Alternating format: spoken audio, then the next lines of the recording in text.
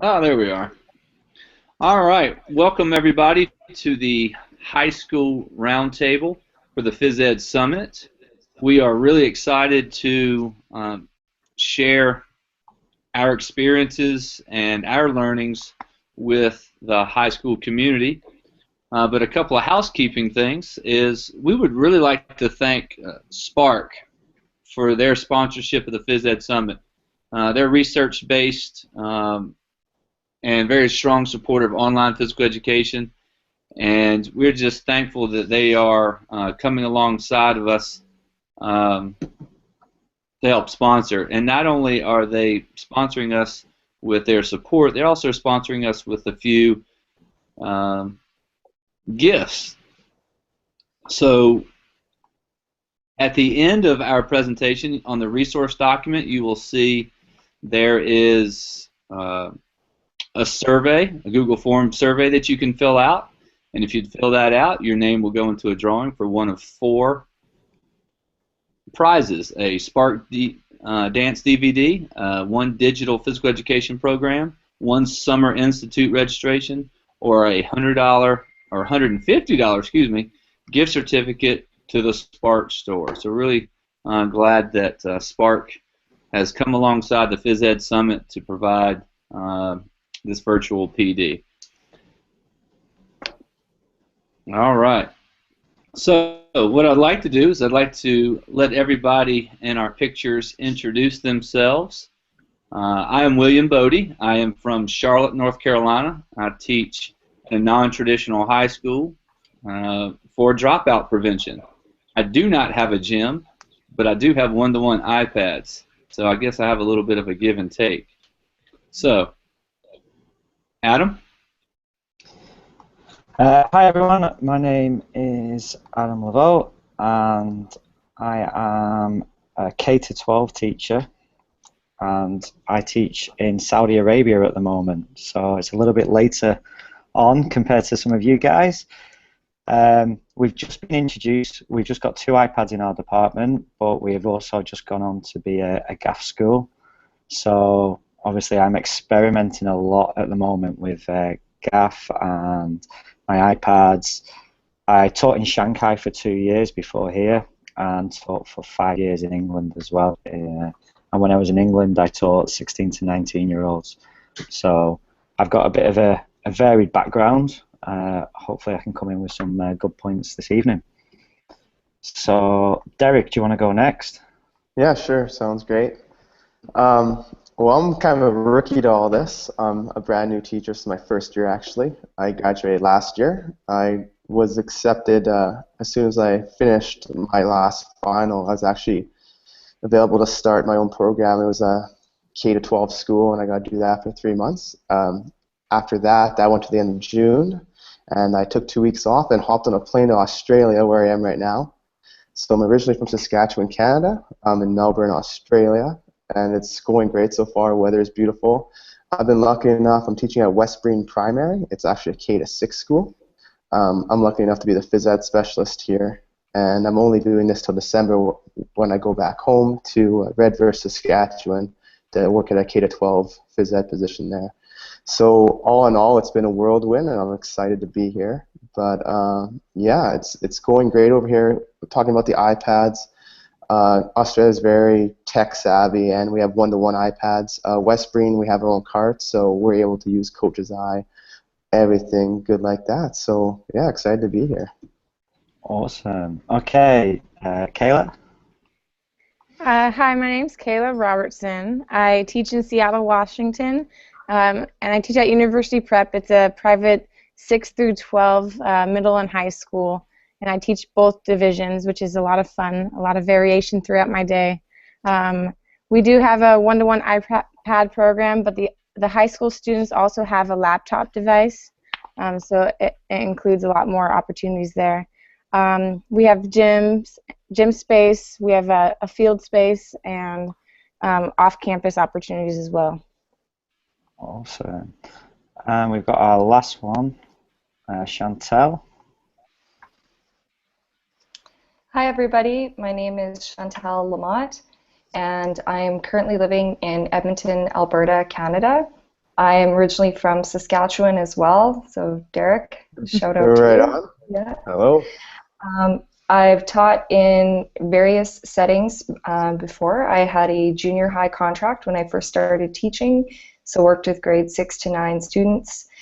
Spent a year in a K-8 elementary school, and then spent the majority of my career in high school. So senior would be considered grade 9 to 12 in Saskatchewan.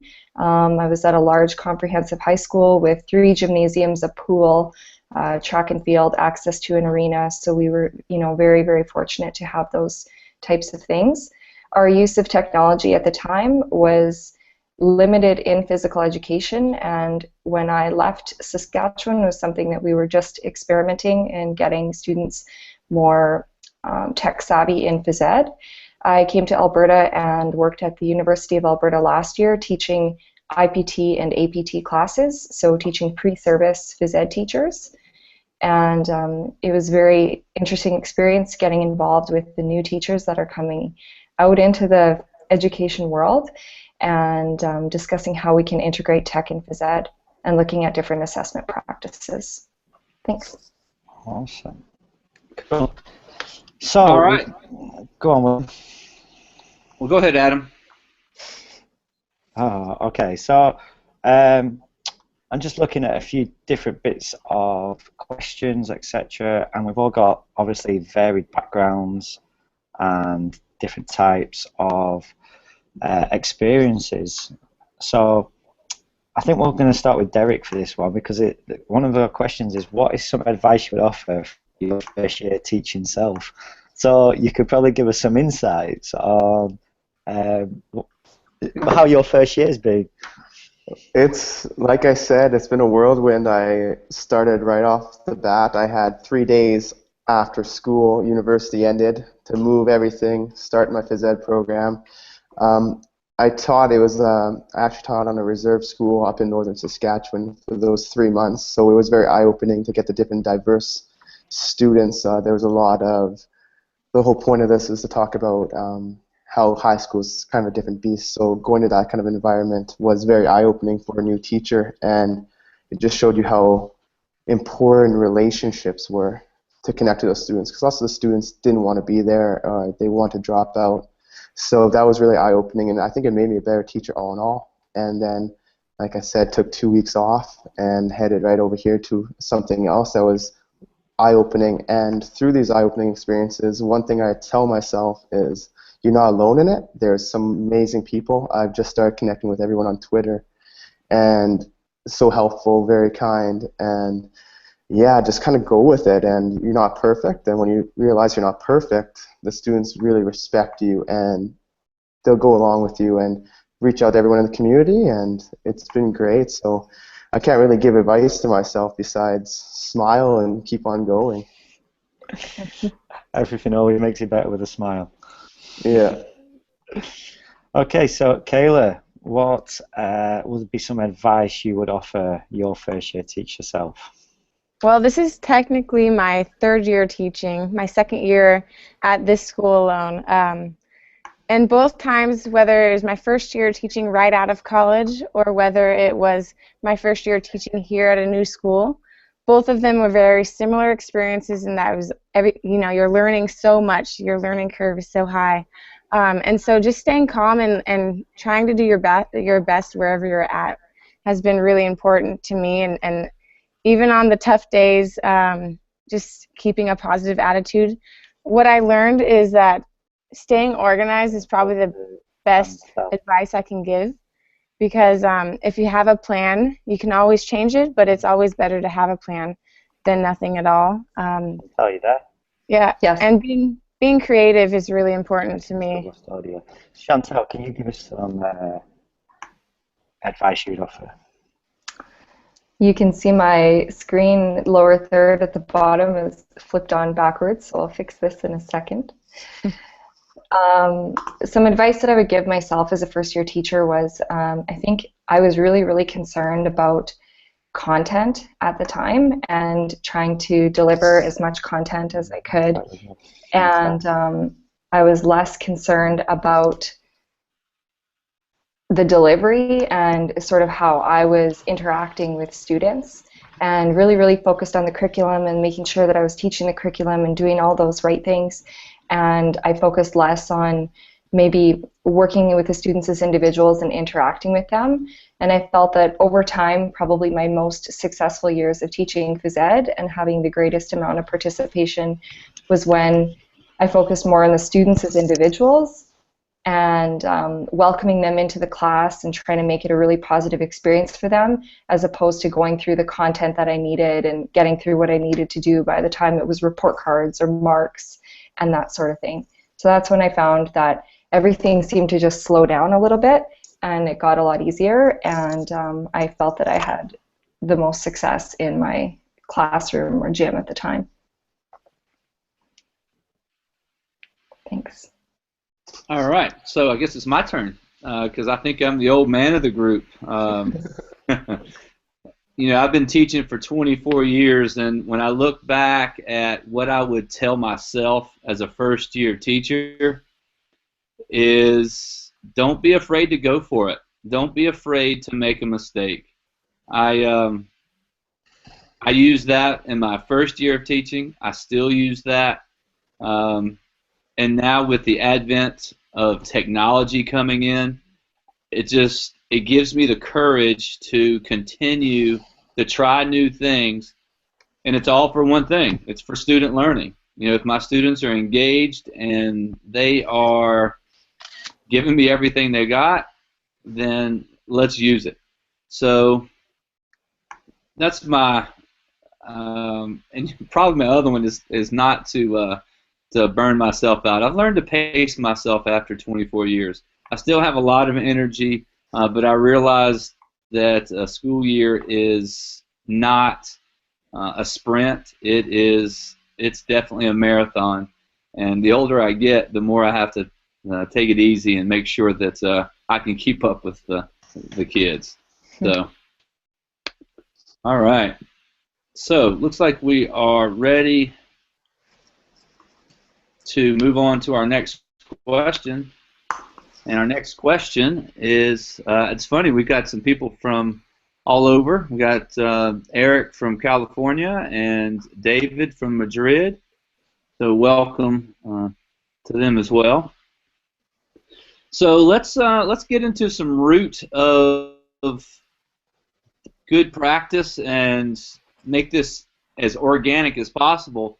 What are some of the challenges that you face? And Kayla, would you like to start? Sure.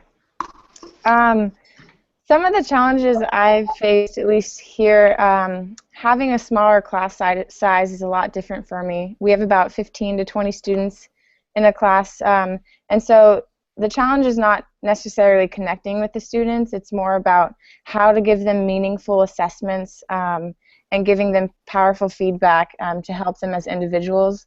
Because a lot of the students do care about their grade, and so I want them to get more out of it. Part of the challenge is maybe behavior management in trying to get them active right away in the beginning of class rather than taking time to delve into the activity for the day. Some of the days we have 45-minute classes with 5 minutes changing time, so 35-minute classes can be short, and you want to give them enough for that day. So trying to figure out how to get them involved right away and get them moving, whether it's a self-starting or a group starting or me leading something for them. That has kind of been a challenge and a focus I've had for this year, getting them enhanced in their activities. Great. Boy, girl, boy, girl. All right. Derek, what do you think? All right. Well, being a first-year teacher, everything's been super eye-opening for me. But I'd say the main one so far is overcoming that idea that since I'm young and since I'm new, people don't take me seriously as a physical educator. I'm trying to change the game with TPSR, TGFU, and they're like, who's this guy with all this fancy university lingo? But I really feel like the students connect to it. So trying to get everyone on board, which I've been great. The staff that I've been through the two other schools I've been to, they've really hopped on board and got behind me and didn't look at my age as a downfall, rather as a benefit to them as a team, which is really awesome. Within the classroom, one main thing was maybe motivating students to be excited about phys ed. I know a lot of females in my class at one point, they did not like the phys ed. They were just there because they had to be there. So when I started getting a relationship with the students, I said, hey, like, I'm not here to make you uncomfortable. I'm here to get you to learn and become physically literate. And when they understood that they were there to become lifelong learners and movers, and it wasn't just about physical activity, it was about becoming healthier as individuals through my wellness program, they actually bought into it because they could relate to so many more things than just running. It was they were learning about different activities, they were learning about nutrition. So when they bought onto that, I think that's my main focus, making sure everyone buys into my wacky new ways of teaching. It's not sports all the time. There's a lot of classroom and thinking deeper figure. So I'd say that's been my number one goal, making everyone buy into it. Great. Thanks, Derek. Chantelle. I would say that based on my teaching experiences as a whole, two of the challenges were already said. So finding ways to motivate students that are typically not either used to being participators or just have a reason that they don't feel that they want to be active and participating in physical activity. So I really liked when I was at a conference in Halifax, the Canadian National Conference, and the buzz was on physical literacy and talking about why people need to be physically literate. So I think there's a poster that PHE Canada put out saying if you're physically literate in these skills, you'll be able to participate in these activities. And that really, to me, was proof of what we needed to be doing with our classes and why students still needed to be doing physical education. I think there's a big divergence between the idea of sport and performance sport and then physical education. And a lot of times we're put in a position where people would say that students don't need to learn these sports skills because they're not going to be participating in high performance activities. But we know now through research that physical literacy indicates they really do need to be participating in fundamental movement skills that are based on sport in order to lead them into a more active lifestyle. So using that as proof for motivating the students and also getting, like you said, Derek, getting your staff on board or people involved. The other challenge that I face, and this would be moving from one province to the other, the time blocks. So within some of the schools I've been in Alberta, the phys ed blocks are 75 to 90 minutes long, which, I'm having the opposite sort of issue, I guess, of a 35-minute class. You have this long class, and what are you doing? Are you able to switch activities? What facility are you in? Are the students getting bored? So one of the ways that I've dealt with that is by incorporating something that we did in the large comprehensive high school in Saskatchewan, which is a fitness warm-up that took place every day and was about 15 to 20 minutes long. And once they get that sort of workout in and out of the way, if you will, then they're, we've accomplished our goal of getting their heart rate up, getting them moving, and we're able to continue on with another activity. And then the 75 to 90 minutes seems to not be so monotonous of one activity for that length of time.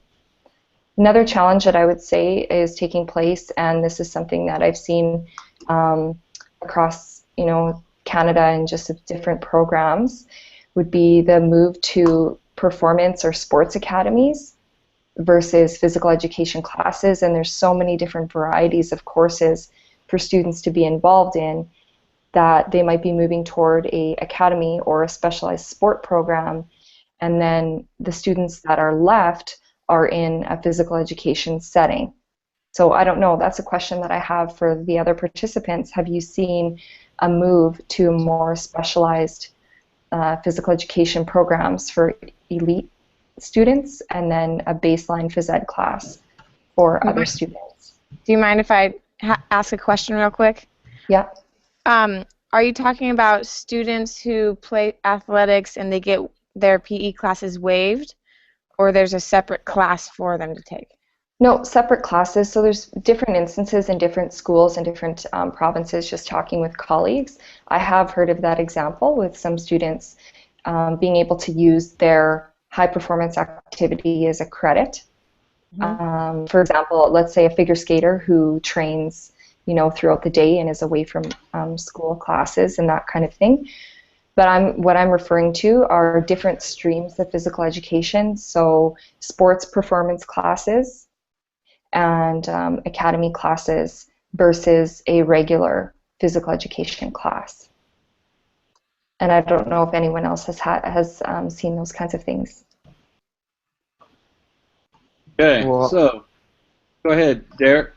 all right, sorry, I'm not exactly. However, over here in Australia, I've been able to be exposed to different schools, and it's more not so much the classes, but the schools themselves, because the private schools that you can go to, obviously, there's a higher, some are academic, some are athletic, so I've had the privilege of going to these schools, and not so much classes, but the schools themselves. I was able to go to PEG's grammar school here in Essendon, just by Melbourne, and their facilities were just phenomenal for their sports program, and you can just tell that things like that are highly valued in that school. So I wouldn't say classes themselves, but here in Australia, there's definitely some schools that cater to high performance athletes.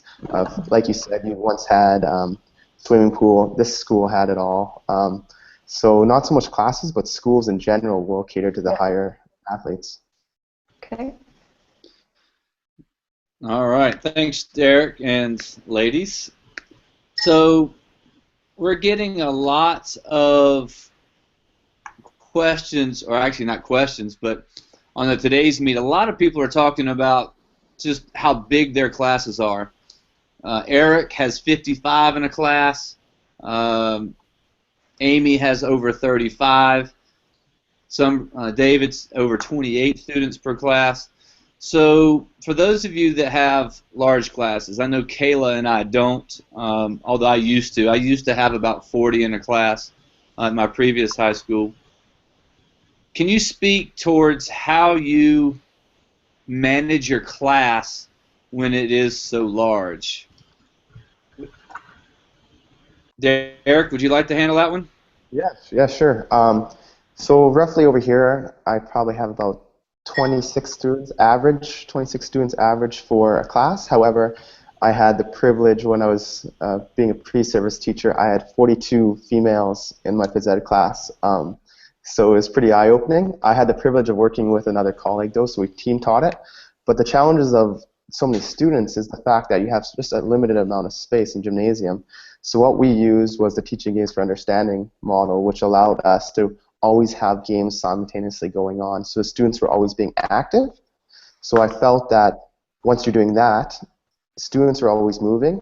You could break the class sizes into like 4 different games going on, and then you could have activity going on while you manage one group, maybe developing questions for them to solve problems. And it was a lot easier that way. It was a challenge, though. I really feel for everyone that has large class sizes. But that's just one approach that really helped us out when we had 42 girls in the gymnasium. It was hectic. It was fun at the same time. There's a lot of chaos going on, but there's also learning. So I'd say, yeah, just playing games and getting the kids thinking and moving, because that's what it's all about, making sure that the students are always moving, because with a large class size like that, it's easy for them to get off topic. And when you're discussing as a large group, some kids are not paying attention, so I like to get everyone moving and then just break it into sizes. Yeah, I'm with you there on that, Derek. My 2 things that I used to do is I would divide and conquer, and I would go outside. And in my area, we have very mild weather as far as heat and cold. And so, yeah, we would go outside, and the expectation was we're going outside so we can get as much space as possible. And then I would divide and conquer and really try to manage my kids and and try to hold them accountable as best as you can. But Derek, you had the same problem. When you're not on top of the situation, you'll find that kids will, especially high school kids, will tend to get a little lazy. Yeah. So, Chantelle, what size classes do you have? Typically, in my former high school in Saskatchewan, it'd be around 33 or 34 students in a grade 10 or grade 9 setting. And then as it went into grade 11 or 12, the numbers were dropping, which is unfortunate but common. Right now, looking at about 30, 31 students per class. So depending on facility, I mean, it's great if you're in a large school that has the large gyms and big facilities, but I recently have been in a situation too where sometimes you're assigned a very small gym space because there's another class going on in a larger facility at the same time. So you're now faced with 33 students in basically a gym space that's maybe the size of one regular volleyball court. I don't know if anyone else has had that kind of experience. So what I've tried to do with those groups as well is spend a good portion on fitness and be able to rotate through using stations, and then also having an alternate facility available. There was a fitness center, so we were able to do a flip and have half the group and half the group. Not 100% efficient because just me as a teacher, so I'm having to be part of both facilities. And you're right, just like you said, William, if they're not monitored, they're tending to be a little bit lazy and slacking off. So I think it's about being flexible too, and just trying to make the best of your situation at the time.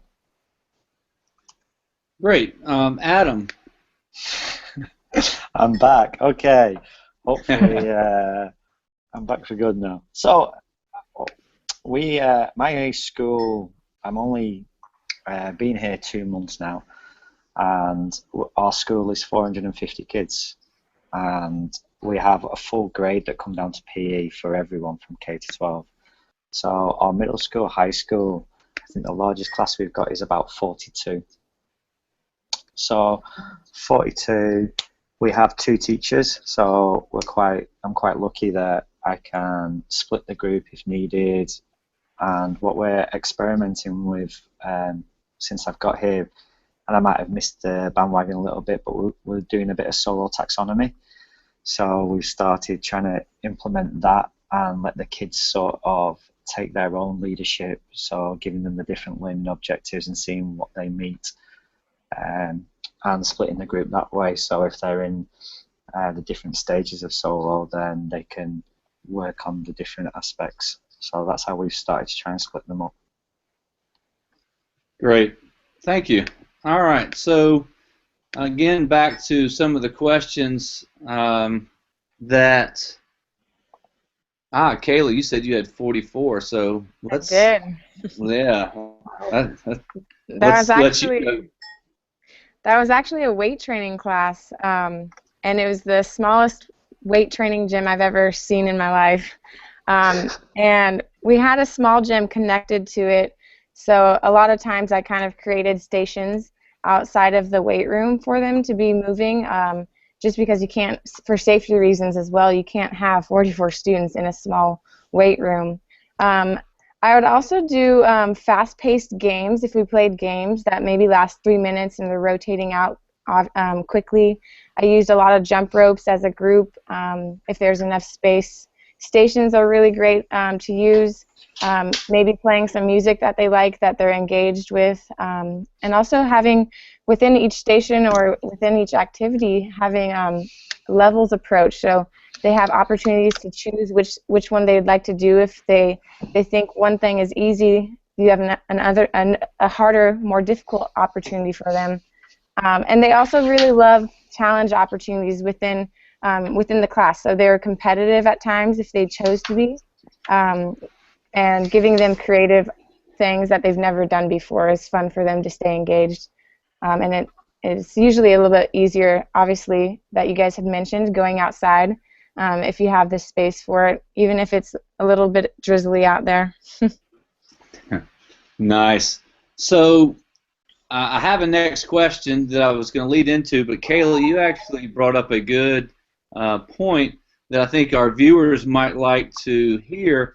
What are some of the things that we teach in our classes as far as activities? High school is a little bit different. We teach locomotor skills, but we usually do it through sport. So if Chantal, would you like to start with that one? Sorry, go on one more time. I was writing down my points for our next question. So, All right. using locomotor skills, yeah. Well, just what activities do you teach in class? Totally dependent upon the school that I've been in. So I think that everyone would understand when you're in, maybe if you're coming in as a new teacher, like Derek is, and there's already, an established protocol or established sort of plan of what the department is teaching, then maybe you're going to follow suit and slowly try to work your way into what you're looking at teaching for fundamental movement skills. If you're in a smaller school where maybe you're the only phys ed teacher, you have a little bit more leeway. So basically for me, trying to hit fundamental movement skills, not just basing things on sport, but also incorporating things like dance, even when it's not a popular activity, and incorporating the fitness portion for sure. Using the TGFU approach, I found that was something new to me that I used in the last 2 years, and I found that the response in high school setting was a lot better than I thought it would be. I tried it in a high school setting where they had never done anything like that before, and it was, like even having them hopping on one foot and tossing a beanbag and hopping on the other foot and tossing a beanbag and doing these individual activities until we led up into our game and teaching them an evasion game. I thought that it was one of the most effective ways that the students were able to learn how you actually play an evasion game as a group. And I thought at first that they would not be responsive to it, but they really, really enjoyed it. So those are some basic movement patterns, locomotor skills that I would use in class. I don't know if I answered your question 100%. You did. That's very interesting. We just had a presentation on teaching games for understanding, and I'll be honest with you, I've always thought that has been more of an elementary thing. So thanks. I will look into it and add that to my repertoire. So as we're all learning. Derek, what are some of the activities that you're presently teaching? All right, so like Chantelle said, she was able to, well, presently right now, I am only K-6 teaching, so it's a little bit different, but for my high school back in Saskatchewan, we used the teaching games for understanding model. Just because it was a little bit different, I was mentored by an amazing teacher named Terry Zach, and he was very sports-based and fitness-based, and that wasn't really my thing. I was more like getting the kids engaged and developing relationships, not only with me and the students, but the students together, making a close-knit, safe classroom. So using the teaching games for understanding, like Chantelle mentioned, they are able to develop relationships and then also connect and team build to accomplish tasks and overcome them. So I think that's one main thing, but I also really incorporated outdoor education into my classroom. I taught history, and we did lots of stuff outside, and also phys ed within that. So we go outside lots. We went on a 2-day outdoor experience, which was in -24. I took 20 grade 10 students, and we actually slept outside in Quincy's. It was quite amazing. You're brave. So I like to incorporate. Yeah, the students did amazing, and it was a great learning experience. Other than that, I like to really incorporate. I don't do fitness testing. I do fitness appraisals. So the students are in charge of developing their fitness through a way they're comfortable. So they get to see progress through that, because I do believe being physically active and getting that movement time is special. So I teach that through different ways. So then they can also document throughout the year how they're improving. But the huge thing is students are like, why aren't we playing sports? Why aren't we playing sports? But through the TGFU model, they understand, we're learning how to play the sport without actually playing it. And then I do move into the sport itself through TGFU games, and then also it's like, we're playing basketball all of a sudden. but they understand, have a greater understanding of the game. So that's the approach that I teach through. And also with my Wellness 10, I touch a lot on, I think it's important for the body, mind, and spirit, the whole dimensions of wellness. So I do a lot of classroom time because out of the 13 curricular outcomes of Wellness 10, over half of them actually have to do with classroom work. So they're like, what are we doing in the classroom today? And I love changing that concept of what are we doing in gym, and now it's what are we learning in phys ed. So a lot of nutrition, a lot of stuff about the media and being mental health based. So that's lots of things that I kind of incorporate. It's like a diverse dimension of wellness throughout my phys ed program. It's just not fitness and sport. It's a wide variety of everything. So yeah, that's All right. That's a great answer. Thank you, Derek. Adam. Yeah. So, like I said, I'm still new into this post, and the districts are really pushing 21st century learning and literacy.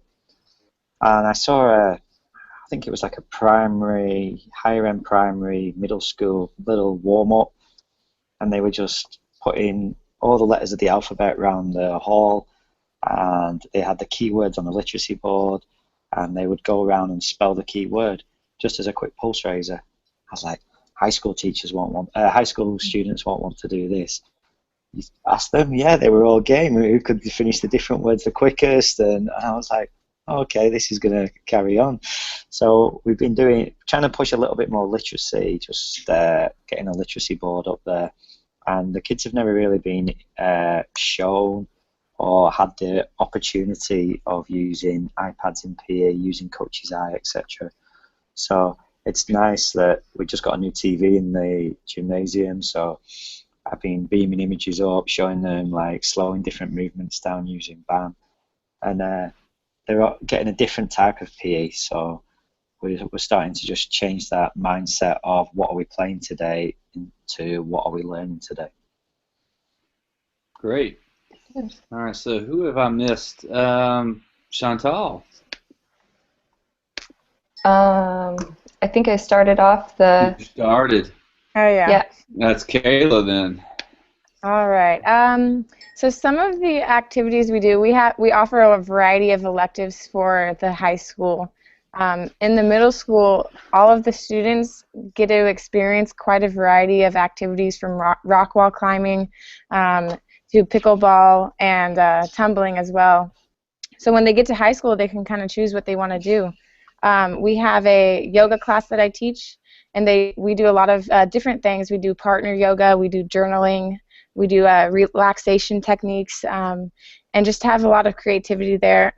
I used to teach swimming class, and it was also a lifeguarding class, but I would include things aside from like stroke technique and analysis. I would include fun games like penny dives, diving for pennies, seeing how many pennies you can get, and fun things like that. And then for PE, we do non-traditional things like circus, weight training. I would use UberSense with the iPad for the students, and they really enjoyed that. They also used iMovie, creating kind of like a demonstration of a workout idea that they had. And we also like including fun games like Omnican Ball and just those non-traditional games compared to like basketball and volleyball. So yeah, it's just kind of a variety of activities. I'm always learning from other educators on Twitter and finding new ideas for the students to be introduced. Great. That's I like definitely having the choice activity. Yeah, William, could I speak to Kayla's comment? Yes, please do. All right, okay, I just want to give you huge props for the journaling idea. I also do the journaling. I think the mental health aspect of it's amazing, and it's cool to see the students. I have them write before we go outside or be physically active, for them to journal their mood and how that changes. And as well, I do yoga and the whole meditation thing, and to show how students don't really buy into that at the beginning, but the fact when they journal, like I don't personally read them all, but some people, especially in high school, they're going through a lot. So writing down how they're feeling, because lots of people don't tend to reflect. They're not really living in the now. They're always thinking about what's going, especially with social media and everything. It's like, what happened, what's going on. So when we actually slow it down for them, I think it's really beneficial. And when they journal, it's just their escape where they get to reflect on what's going on right now, take care of their mental health. So I just really want to give you props for that. It's something else I do, and I'm glad everyone else is doing it too. I'm really happy for that. So awesome. Thanks. I might just interject with one last thing. I think someone talked about media and teach. Was that you, Derek, or was that Kayla? You talked about teaching students about media? Yeah, that was me, yeah. Okay. And one of the things I guess we started working on with, I had a section of grade 9 girls and other colleagues as well, was dealing with social media and teaching proper usage of social media and what to do in situations with text messages, text pictures, inappropriate conduct, and that kind of thing. And at first when we took that on, I had some reservations, thinking that parents might not appreciate that and that they might think it's intrusive. And at parent-teacher interviews, I had several parents come and talk to me and say that they thought it was a really good idea, that this is something that was being addressed in schools, because they felt that they didn't know how to properly teach their students about it, because they felt they weren't even up to date on some of the social media things, and they had no idea. And it's something that they were never equipped with or had to deal with in their life. So that was something that we brought in our classes as a well-rounded wellness piece, just surrounding media and technology. And I think that's huge because students don't really understand their digital identity. For example, with everything going around Snapchat, Instagram, everything, everyone wants this constant approval from their friends, but the things they start putting online, they don't understand that that's there forever. Yeah, so the implications. Especially the implications of it. So especially with high school girls and even males as well. But that's why I found it really important, because when you start talking and you show how fast something can get around the internet, and it's just, I think that's also a great way. I think it's important, even though you're not moving, you're teaching. It's about making better people and teaching healthy them choices, boundaries, mental relationship. Health. What is a healthy relationship? Is that guy supposed to be asking for that? No, that's not a healthy relationship. So that really ties into it. And I completely agree. I think it really fits into a wellness program or a phys ed program, because you're working on promoting healthy, overall well-rounded people. So I completely agree with you. You have a lot of responsibilities. Yeah, a lot. Great. So as I guess if I could answer that question a little bit, I'm with everybody else. I like to develop the well-rounded person. My warm-ups, I know somebody had said, they have their physical warm-up. I actually go a little bit different. I have a smaller class size than most, around 20 or so is kind of my max. But I use team building activities. And what I've found is it levels the playing field, because I have kids that are extremely smart but not as physically gifted, and I have a lot of physically gifted that they don't have activities, so they get by with just being able to outrun somebody, outjump somebody. And when I add the team building aspect, it is amazing the leadership skills that I see in my kids, the problem solving skills, and so I really hit on that. And it takes 5 minutes, it can take 10 minutes. Sometimes it's taken me a whole class period, because I teach my kids perseverance as well. When we start a task, we got to finish it to completion.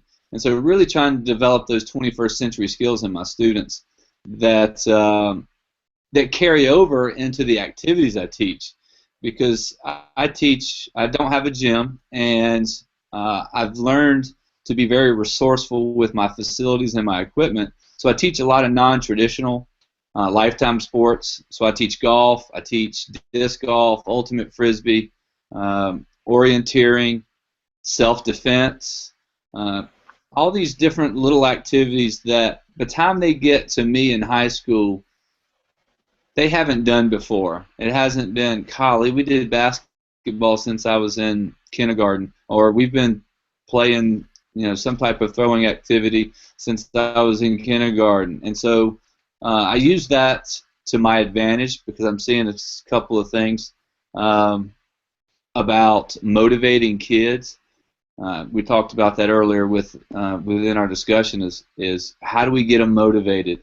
And motivation through small-sided games, motivated through doing things new, motivated by just our interaction with them. I think it's just so important at the high school level because I feel like when I start something new, none of my kids like it. But by the time I'm at the end, they all love it. So definitely see the wide range of activities that we do that I think will be very interesting when we go back and watch. That I'm gonna pick some of Chantal's, and then I'm gonna get some of Derek's and some of Kayla's, and I'm gonna add them into my program as well. And I hope that's the kind of the purpose of our Phys Ed Summit is that we can take a little bit from everybody and grow our programs. So we're at 12:48, so we've got about 10 more minutes, and I do not want to finish our talk without talking a little bit about assessments. I think that's key in keeping our kids accountable. It motivates some, it doesn't motivate others. So let's talk a little bit about assessments and what that looks like in our program. So it looks like we got Adam back. Adam, are you ready? I'm hoping I'm back, yeah. Okay. Can you all hear me? We can. Okay. I can hear you. All right, that's great. All right, so looking at some of these questions. So I recently, obviously, starting in the school, and they do a lot of the Presidential Fitness Program to give them like a baseline assessment. And speaking to my counterpart, I said, how do you collect the data? And she said, all the kids write their data down, and then we enter it into the system. So I said, we, like all, well, however many, 300 kids? And she was like, yeah. I said, there must be a better way. And obviously going into a GAF school, then I said, we surely can find a better way. So I decided to come up with a Google form, get that changed, and get the kids to partner up and get them to input their own assessment data. And then we would have the paper copy back. And then that allowed us to basically give them that baseline, and from now we've got all that data and we can use that data a lot more easily. So how I know my students are learning, like I said before, we're experimenting with Solo's taxonomy, and for me that the kids really can see where they are at the moment and what they need to do to get to the next level, so that they can really start to work on the different skills and by breaking up the learning objectives. And from looking back on Twitter, the last 2 years, I think I probably missed the boat. I think a lot of people are already doing this, but where I was before, it wasn't the right environment to implement this, and now it is. So sort of assessments that I've been using at the moment, I'm using Google Forms a lot, whether that just be like an exit ticket. So the other day I found out that we can customize Google Forms, so customized 2 different forms, one that looks like Twitter now, so the kids think they are doing a Twitter shout, or one that's like a Facebook feed. So they're telling us what they did in the lesson, but what's on their mind, i.e. how they type in Facebook, and just hopefully increasing their literacy a little bit as well. Also using Coach's Eye, and I don't know if any of you use 3 rings. For me, that's amazing, just because it doesn't take up any space on your iPad, your devices, and the kids can have their own electronic portfolio, and then they can actually go in and access all their own data. Great answer. Great answer. I can ditto that right behind you. Chantal, how do y'all assess folks up in Saskatchewan? Saskatchewan and Alberta. Our method of assessment really changed over the time that I was teaching in Saskatchewan for 12 years, and from kind of the amount of time that I was there, the assessment practice really changed, particularly in the high school. When I first started, we did a very typical skill, theory, and participation model, which I think that can be very universal across the physical education programs. And within the department, some people decided that they wanted to explore that a little bit and see if we were actually, in fact, assessing students in the best way. At the time, there was also a division initiative that came into play where we totally changed our reporting system. We went to a 4-point scale as opposed to using percentages in the high school, and it really drove change within how we were assessing students. And you know, there was nothing more about assessing them with participation or did you change or did you show up on time and those kinds of things. So we really had to rethink what we were doing to the betterment of the students and to the betterment of the phys ed program. When I left off, we were assessing within skill practice, and so giving them multiple opportunities to be able to demonstrate their skill practice and also having them select skills that they were demonstrating their competency in, and not, for example, let's say it was, I will just choose basketball, just that's something common across the board. You know, they couldn't choose absolutely any skill, but we would have, based on the movement pattern we were working on, a certain range of them that they could choose from, so they could choose something that maybe they were more competent at. In the fitness assessment, we also used appraisals and used that word, and they were given a grade on the 4-point scale based on improving their own personal fitness, maintaining it, or if they didn't, you know, if they went down and degressed in their fitness, and most maintained or improved, and that was something that was an individual basis. And then in the curriculum, there was a lot more wellness-based focus coming into play as well, not just actual activity, but like we talked about, the media section, nutrition, and things that were more theory-based, and there was an opportunity to assess them in that way. Still the challenge, I think, of when you're assessing students in a setting where they're practicing a skill or they're working on tactics within a game, you know, I think that we always face that challenge where it's a subjective assessment. It's, you know, it's my assessment or it's your assessment of how well they're performing this skill, and compared to who? Compared to the best student in the class, compared to someone who's considered a competent mover.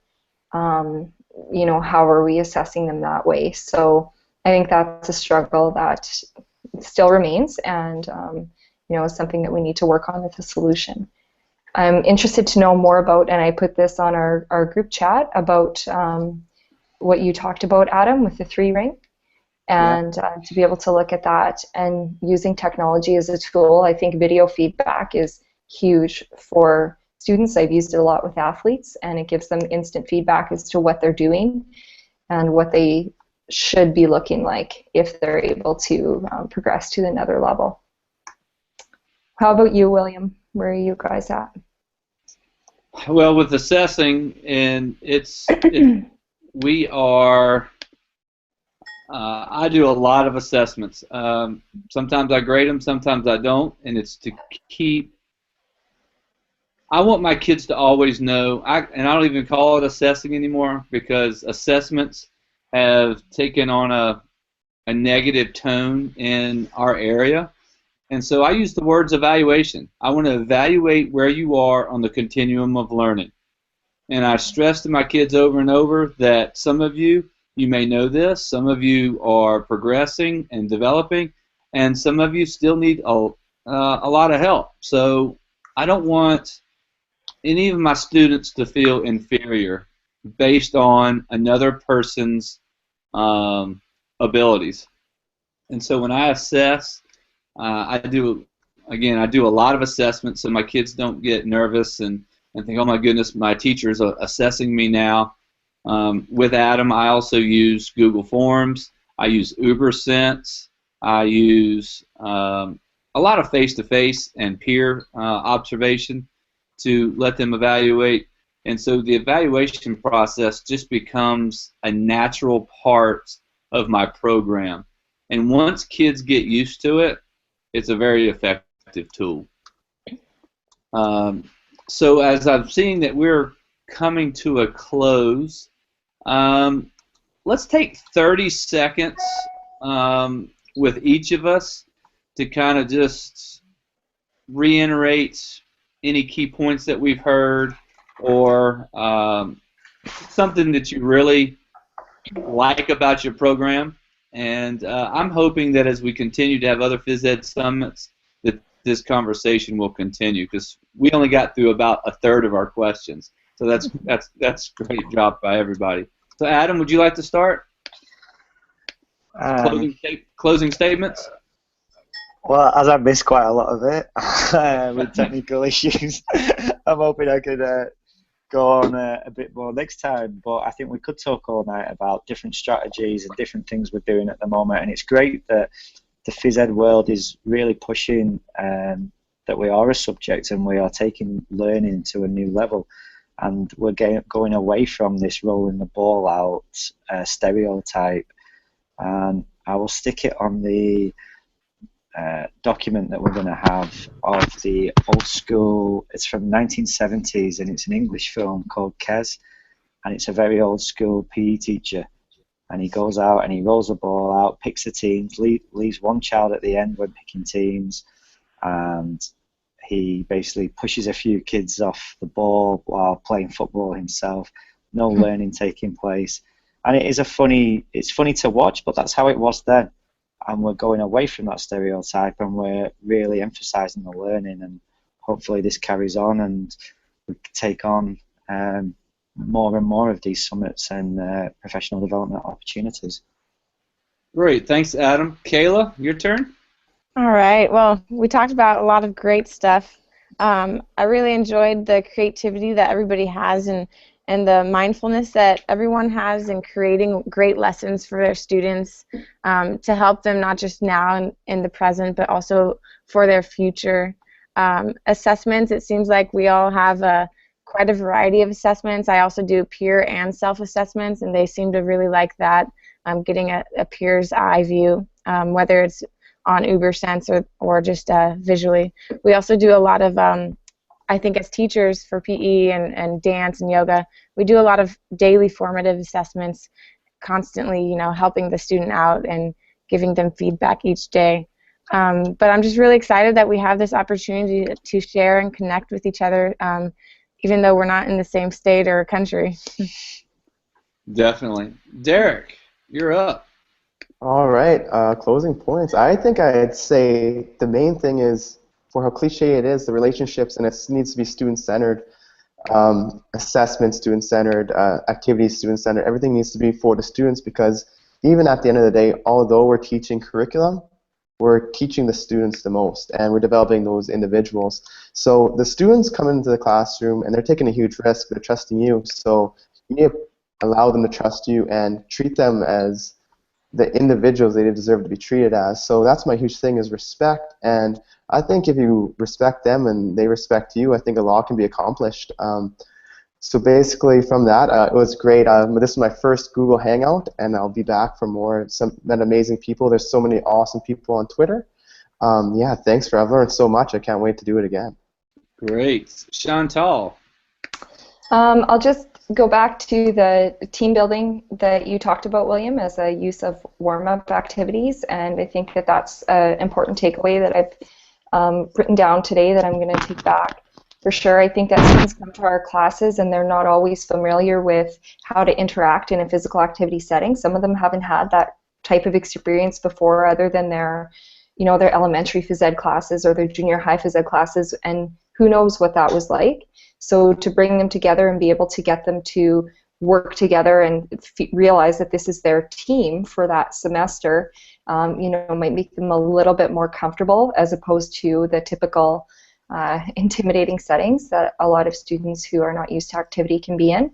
I think that the ability for us to connect through technology and have this professional development is amazing. So through my 12 years of teaching, there's lots of times where you feel isolated and you're not sure about what you're doing. Is it right? Should I be doing this? How can I do it better? And I think that being able to connect like this is amazing. With my university students, a couple of times we did mock activities where we created a dodgeball game and basically incorporated all the methods of what you should not do when you're teaching. Also went through clips of a Canadian comedian called Mr. D, who's the typical phys ed teacher, maybe what Adam was talking about of the old days.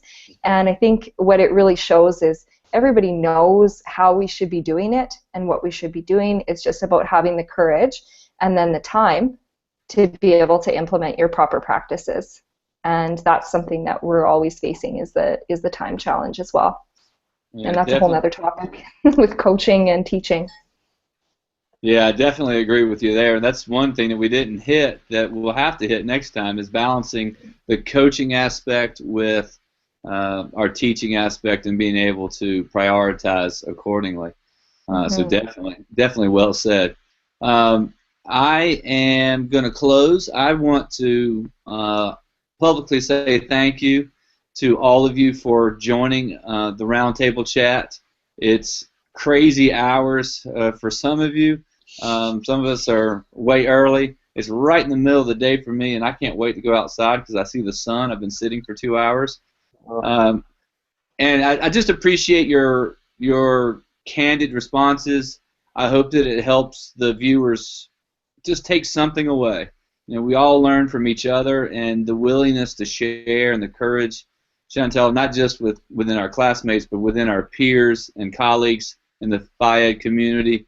I do want to say thank you, and I hope that everybody has the opportunity viewing. I appreciate the comments that you've made, y'all learning from each other, as well as from our talk.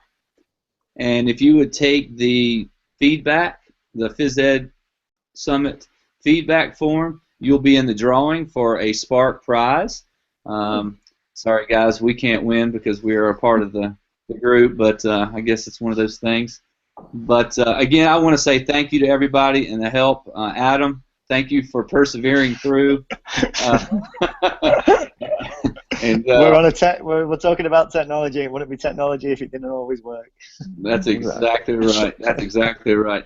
So again, I can't say thank you enough. I think I probably said thank you in the last 6 minutes, and I'll check on the rewind. But I hope that everybody has a good day, and I hope everybody follows each other on Twitter, and we'll continue to learn from others long after this summit is over. Thanks, and everybody have a great day. Have a great one. See you later. Bye-bye.